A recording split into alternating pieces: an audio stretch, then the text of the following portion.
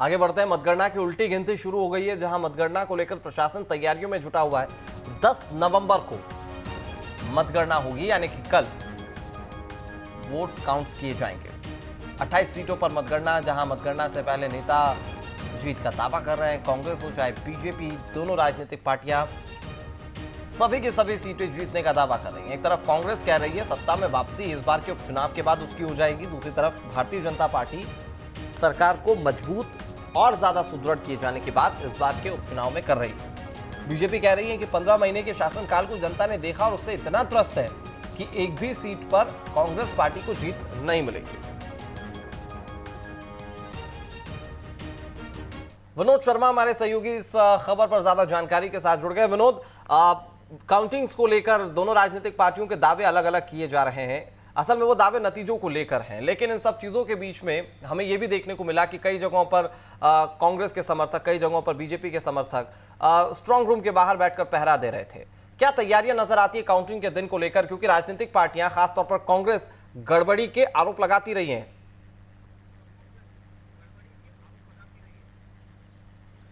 बिल्कुल, देखिए अनुराग, मैं बता दूं कि कल सुबह 8 बजे से काउंटिंग शुरू होगी पूरे मध्य प्रदेश में जहां जहां उपचुनाव हुए हैं सभी 28 सीटों पर, और उसकी चाक चौबंद पूरे इंतजाम, पूरी व्यवस्था चुनाव आयोग ने कर ली है। अलग अलग टीमें अलग अलग कक्षों में बैठकर ये काउंटिंग करेंगी। सुबह 8 बजे सबसे पहले पोस्टल बैलेट की गिनती होगी और उसके बाद धीरे धीरे जब ईवीएम खुलना शुरू हो जाएगी तो उसके नतीजे जनता के सामने आने लगेंगे और हम लोग भी एक एक राउंड की ताज़ा जानकारी दर्शकों तक पहुंचाएंगे।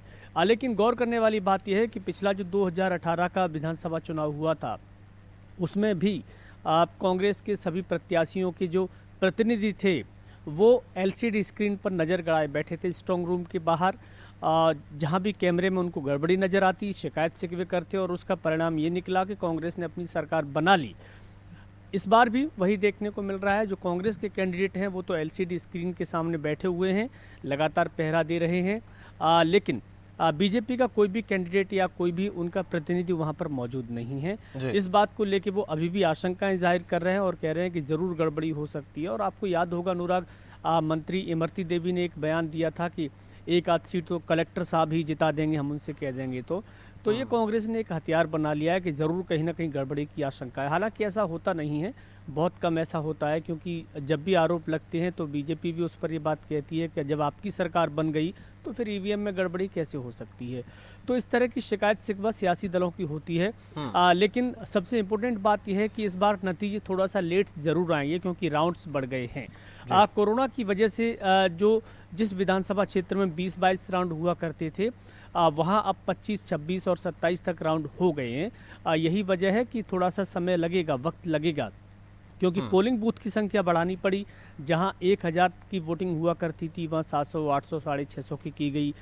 एक की जगह 2-2 बूथ बनाए गए, तो इसलिए ईवीएम की संख्या भी बढ़ गई है और उसका परिणाम ये है कि राउंड बढ़ाने पड़े हैं। फिलहाल तो प्रशासन और चुनाव आयोग पूरी तैयारी में है।